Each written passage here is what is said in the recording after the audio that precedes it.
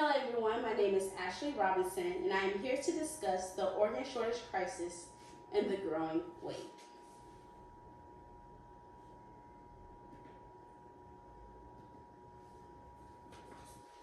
A growing transplant list.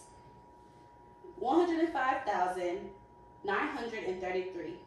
That's the number of men, women, and children on the national transplant waiting list. Of this waiting list, 17 people die each day waiting for an organ transplant. This could be you or a loved one. Every donor can save 8 lives and enhance 75 more. You can help by becoming a donor. My goal with this presentation today is to persuade you to become an organ donor. Tomorrow isn't promised, but why not give to someone the gift of an organ after death?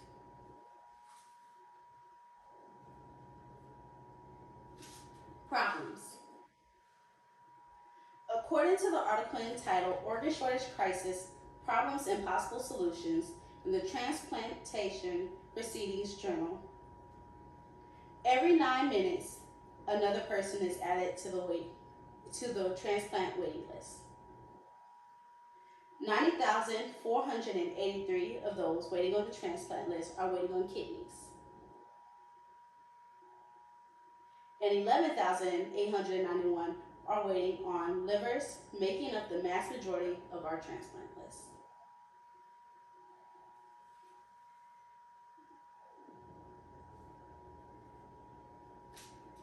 Some more problems we have, according to the article entitled Finding a Solution to the Organ Shortage in the Canadian Medical Association Journal.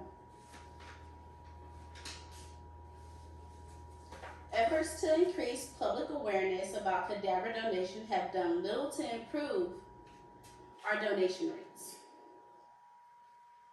Paired exchanges for kidneys linking willing donors with suitable matches have helped reduce the shortage a bit, but lethal shortage remains the reality.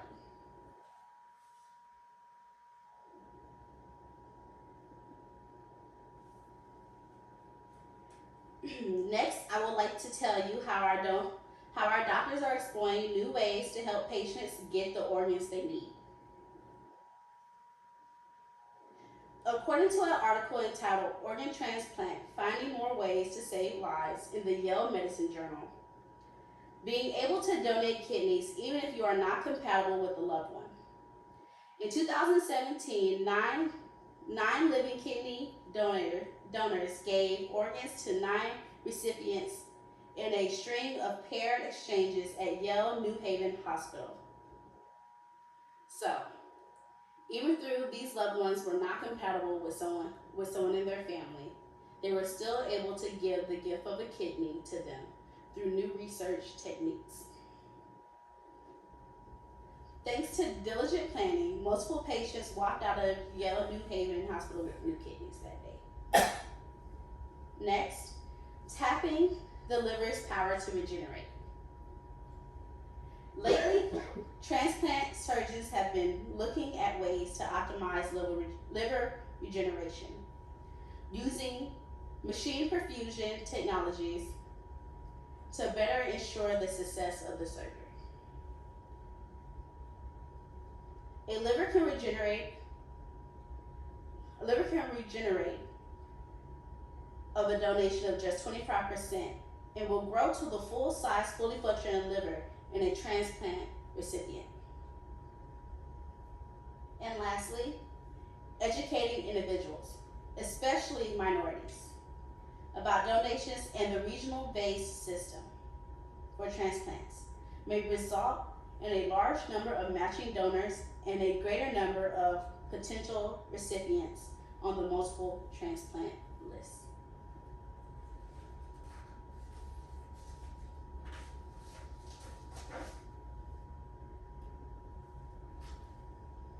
Some more solutions. According to an article entitled Saving Organs, Saving Lives, Potential Solution to the Organ Transplantation Problem in the Yale Medicine Journal, several ways to increase the number of organ transplants are by making use of marginal organs, which are organs that are usually rejected for transplant. Most of these organs nowadays come from the older generation or older folks passing away that are donors. We don't have a lot of people who are youthful or young on our donor list these days. So being able to study ways for the human organs that are declined for transplantation by developing new therapeutic and diagnostic interventions to repair the organs that we do get. According to an article entitled Solving the Problem of Organ Donation Shortage in the University of Baltimore Law Review, policy changes could increase our supply.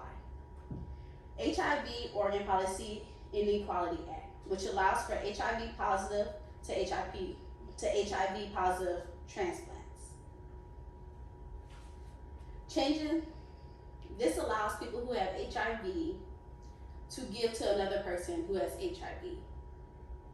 This opens a lot of more doors because usually people who have HIV get rejected from being able to donate anything. But now with new technology, we are allowed to. Changing the standards of organ donation from irreversible loss of brain function to irreversible loss of cardiac function. Because people in hypertension and stroke are so big right now, more people are having cardiac arrests and strokes in our hospitals these days, losing function of their heart and dying. So changing who we're looking for to get organ donation from is a major key into getting more donors. Usually you wait till you have someone who has loss of brain function. But if we change this now, we'll be able to have more donors for our wait list.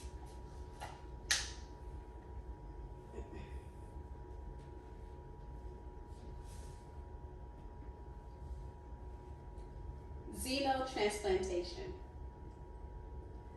What is it? Well, xenotransplantation is the process of grafting, transplanting organs, tissue, body fluids, and or cells between members of different species into humans. So far, pigs are the number one that we use for xenotransplantation. By using heart, valves, and lungs right now, we've been able to successfully transfer them into a human recipient. Why xenotransplantation? The reason for xenotransplantation is because of our growing list. We don't have enough donors right now, so researchers have started to broaden the horizon by using animals with similar organs and shapes and functions to get donors, to get organs for donors, for recipients.